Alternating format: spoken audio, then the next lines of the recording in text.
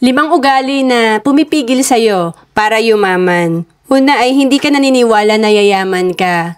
Kasi madalas talaga ayaw na natin talagang gawin na magnegosyo or magtry ng iba kasi feeling natin hanggang dito na lang yung kikitain natin, limited lang.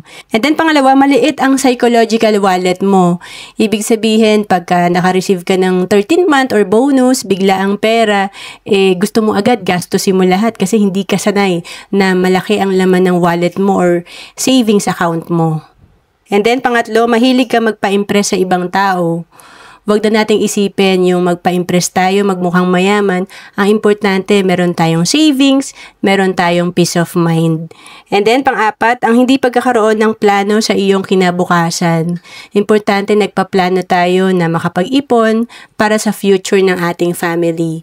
And then, pang-lima, hindi ka marunong mag-manage ng iyong pera. Maaring malaki ang kinikita natin, pero kung mataas din ang lifestyle natin, hindi rin tayo makakaipon at makakapag-build ng wealth through investment and business. To know more about savings and investment, message mo lang ako sa FB, Roanne Celis Capistrano.